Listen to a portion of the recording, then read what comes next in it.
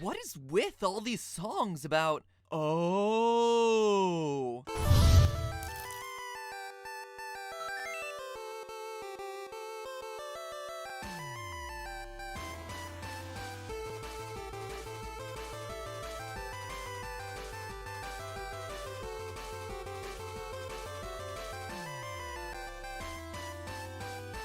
Hello, Internet! Welcome to Game Theory, the show that finds it odd that a game about dogfighting stars a fox, and a bird, and, a frog.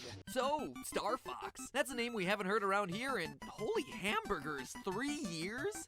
Man, that's some OG Game Theory right there. Look how choppy the intro is. And my hair? Wow, guys, we have come a long way. Now, as you hardcore loyal theorists may remember from that episode, we determined that the Star Fox team might be less a group of G diffusers and more a group of G losers. I mean, they can't even call their moves the right name. But the reason I bring it up is this quote. If this show had any budget, I'd demonstrate the difference by hopping in a plane with an expert pilot, probably including some comedic routine where I was made sick by the G-forces created. Instead, you get some Mythbusters footage and a couple of still images. Now, here we are 3 years later, and with some funding from YouTube, that dream of testing Star Fox in real life finally became a reality. A reality check, to be exact. Remember that SWAT team video we did about a month ago where we tested what it would be like to be in a real-life hostage rescue situation? Well, if you missed it, here's the link. And this was the same idea, only testing Star Fox's dogfighting moves, hopping into a real-life stunt plane and piloting it myself, which was just insane, and then experiencing the physics of extreme flight in person. I'll also include a link at the end. I am super proud of this video, so I hope that you check it out. I think you'll like it. You know what else I'm proud of? Not throwing up, because at the beginning of the day, I definitely thought I was going to. Even in the plane a little bit, I was gonna toss some cookies. But hey, I made it out. Cameraman, not so lucky. Anyway, while I was flipping around analyzing the physics of aileron rolls and U-turns, one thing that blew my mind was the various forces my body was undergoing. Besides making me scream like a girl, doing those high-speed maneuvers had blood sloshing back and forth through my body, rushing towards and away from my head over and over with every small adjustment of the control stick. It sounds pretty gross now that I think about it, but it also reminded me of one disturbing detail from the Star Fox franchise: the character's metal legs. Seriously, check out this issue of Nintendo Power from 1993, or this trophy from Super Smash Bros. Melee, or the actual game box for Star Fox on the Super Nintendo. Metal legs every time. Falco, Slippy, even dusty old Peppy, all without their original legs. Well, I guess in Peppy's case, you would at least get a couple of lucky rabbit's feet out of the deal, and with Falco, you get like a chicken wing or something. Slippy, you can eat frog's legs, but now things have taken a dark turn and I've gotten way off track. Let's get to the point. The point is this: why? Why would Team Star Fox require all the pilots to amputate their legs? Is it a self-image thing? A seriously misguided tribute to Jax from Mortal Kombat? The ultimate Foxy cosplay? Nope. The internet seems to think it has something to do with performing high-speed aerial combat maneuvers, but is that really the case? Would legless animals actually make the best aerial dog fighters? Or fox fighters, I suppose. Well, let's see if this theory has any legs to stand on. In real life, the true danger of dogfighting, outside of, another plane shooting at you, is acceleration, which produces extreme G-forces on the body. The human, or let's say anthropomorphic bird body, is used to operating in a normal 1G environment. That's the equivalent of Earth's gravity, and we've evolved to handle that pretty well. But as anyone who's ever ridden a roller coaster can attest, when you accelerate up or down, side to side, your body starts to experience variations of G-forces. In fact, there are 3 types of G-forces a pilot typically experiences: GX, GY, and GZ. There is no 4th G. There is no G4 in more ways than one. GX is the force on the body from chest to back. For instance, when a plane quickly accelerates during takeoff, you're pushed back into your seat. That's an increase in GX forces. GY forces go from shoulder to shoulder across your body. When a plane rolls from side to side, like in Star Fox's incorrectly named barrel roll, that's when they're going to feel the most in GY forces. But it's GZ forces that are the most dangerous. These are the ones that go from your head to your foot. When a pilot pulls a plane out of a dive or loop, positive GZ GZ forces pull him down into his seat, making him feel heavier and a lot shorter. Speaking from personal experience, I got a lot of this in the plane when we were doing loops, and it's these GZ forces that are our focus for today because they're the ones that put a pilot into the most danger. You see, contrary to the way Star Fox plays, a lot of dogfighting happens not just in the forward and backward directions, but in the vertical space, as planes dive and swoop around each other to prevent other planes from targeting them, all while trying to get behind the enemy and target him. And that means huge changes in the GZ forces acting on the body, the whole body, which includes everything inside of it, particularly the blood. Those high GZ forces shove all the blood down to the legs and feet, and it makes it hard for that blood to make its way back up to the pilot's main two resources, his eyes and his brain. If the blood pools in their feet for too long, the pilot will experience either temporary blindness or even loss of consciousness, which, as you can imagine, is a bit dangerous when you're trying to fly a plane. Humans have created ways to combat this danger by creating G-suits, which are, in essence, tight-fitting pairs of pants that fit inside of a flight suit. But these aren't your average hipster skinny jeans, my friends. These come equipped with balloons that inflate or deflate to regulate the amount of blood flowing away from the brain. Thing is, though, it doesn't look like Fox McCloud and his team wear anything like this when they fly. At best, they're wearing a glorified spandex outfit a la Star Trek, and at worst, they're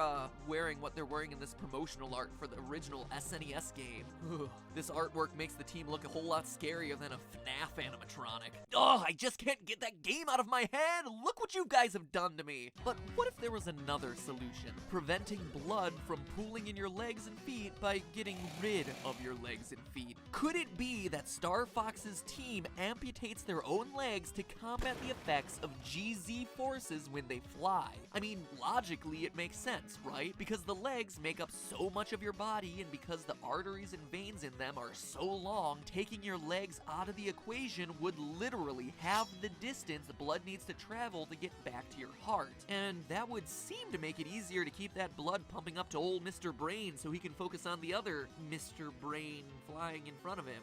I don't know, Andros is a weird boss, man. But it's not just logic, there are historical examples too. Meet Douglas Bader, Alexei Maraseyev, and Colin Hoppy Hodgkinson. These three men were World War II ace pilots. In total, between the three of them, they flew over 100 missions, earned over 20 awards, shot down over 15 planes, and walked on a total of 0 legs. That's right, all of them flew after having their legs amputated. In fact, Bader was so hardcore that when he was caught trying to escape a German prisoner of war camp and the guards took away his prosthetic legs, he had someone airdrop him new legs so he can try and escape again. Ha! Makes Call of Duty missions look pretty pathetic by comparison, right? And on the official website of the Douglas Bader Foundation, which was established in his name following his death in 1982 to help people cope with their limb loss, it says that, quote, because he has no legs, Bader could sustain greater G-forces without losing consciousness. So it would seem like this theory is supported by everything except science. That's kind of an important one, right? You see, the body's ability to withstand G-forces relates back to blood pressure. Blood pressure is the force of the blood pushing against the walls of the body's arteries. I'm sure you've gotten tested either with the cuff in a doctor's office or those machines in drugstores that squeeze your arm. Those things are like so much fun. It's like the drugstore equivalent of a video game. Look at me press the button! Anyway, it's a good measure for the amount of effort it takes to get blood through the body. And as G-force increases, the pressure necessary to pump blood from the heart to the brain multiplies. At 1 G, you need 1 amount. At 2 Gs, you need twice that amount. At 3 Gs, triple, and so on. With the help of G-suits, fighter pilots can handle up to 8 or 9 Gs of force. So that's what Fox is hoping his severed limbs will help him achieve. The problem is, though, blood pressure is dictated by a few factors, including the total amount of blood in your circulatory system and the resistance created by your veins and arteries. When Star Fox loses a leg, or 2, he's also losing all the blood in those legs. So it's not like there's suddenly more blood in his system, which means that's not increasing his overall blood pressure. And while you might think that removing all the veins and arteries that came in the legs might make it easier for blood to flow through the body, it doesn't. The body is an incredible machine that can sense drastic changes in its systems and adjust its behavior accordingly. We hear about it all the time. People who lose their sight have their other senses cranked up to compensate. In this case, if a bunch of blood and veins go missing, the body just knows to lessen the amount of blood produced to get blood pressure back to a normal level. A few days after the amputation, Star Fox's circulatory system would have rebalanced itself, and his blood pressure would have returned back to normal. And consider this, even though there might be fewer veins and arteries, the actual distance from Star Fox's heart to his head doesn't change. You see, blood leaves the heart and enters the lungs where it gains oxygen. From there, it goes back to the heart, then gets sent through the body, with one path going directly to the brain. And the distance of that pathway isn't made any shorter by cutting off the legs, which means that both the blood pressure and the distance the blood has to travel stay the same, resulting in a legless Star Fox having little to no advantage when it comes to handling extreme G-forces. Myth busted.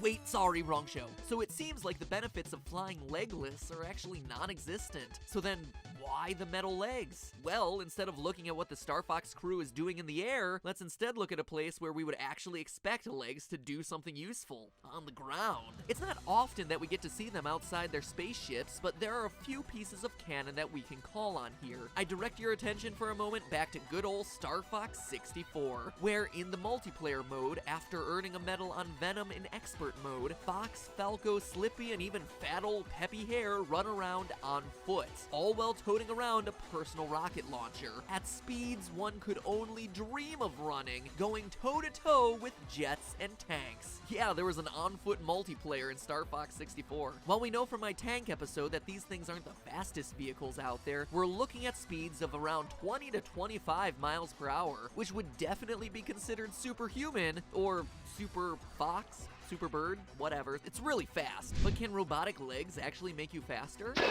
Yeah, actually. Case in point, world-class runner Oscar Pistorius, an Olympian out of South Africa who also happens to have no legs. He was born without fibulae, which are the pair of bones that make up the lower half of your legs. And so he had his legs amputated at 11 months. To compensate for his condition, he uses a pair of springy prosthetic legs. They allow him to run using approximately the same body motions and mechanics as he would if he were a fully legged runner, or, as some have accused him, better than a fully legged runner. You see, as he was trying to qualify for the 2008 Beijing Olympics, questions were raised as to whether Pistorius's flex foot cheetah prosthetic leg that's a tough one to say. Flex foot cheetah prosthetic leg attachments were giving him an unfair advantage. A study was carried out in Germany, and the scientists concluded that because the prosthetics were lighter than actual legs and absorbed much more impact from his footfalls, Pistorius was actually 25% more energy efficient than natural runners. Well, the studies are still ongoing, and seriously, however it turns out, it's an incredible athletic story, even though he might not be an incredible guy. If we apply the same principle to Star Fox, we've just helped shed some light onto our bionic animal conundrum. But there's something even more basic at work here: the ability to simply stand on two legs. Human feet have evolved enlarged heels and a wide ball of the foot in order to bear the amount of weight that comes with standing on two legs. Remember, when standing on two legs, the foot has to act as a balancing platform, able to support the entire weight of the body. Slippy, Fox, Peppy, none of these animals would be able to stand and walk on their 2 feet with their normal animal legs. And that's kind of important since they need their other 2 legs to operate a plane steering mechanism, hence the amputation. So what this all seems to indicate then is that Star Fox's mechanical legs actually have nothing to do with flying at all. It has to do with the time they spend on the ground. That's why you're so fast in Super Smash Bros. Then again, maybe the legs were just the result of some artist trying to figure out how to draw animal legs in a way that didn't look awkward. Nah, that couldn't be it. But hey, that's just a theory. A game theory. Thanks for watching. And hey, if you want to watch my episode of Game Theory Reality Check, where I hop into a stunt plane to test out the moves of Star Fox with an actual fighter pilot, click here to check it out. And while you're at it, if you missed it, check out my first game theory on the Star Fox games. It's one that's been buried in the archives for a while, so if you want to revisit game theory from 3 years ago, click here, check it out. Sure, it's an oldie, but it's a goodie. I mean, it even inspired one of our merch designs. So it was a pretty influential episode. So I task you with the following. Go revisit some retro game theory, go check out some super new, super fancy reality check game theory, and just enjoy a whole lot of Star Fox goodness. Now, if you'll excuse me, I need to go mentally prepare myself for FNAF 4. Seriously, I need as much time as possible to just get around the fact that there's a fourth one.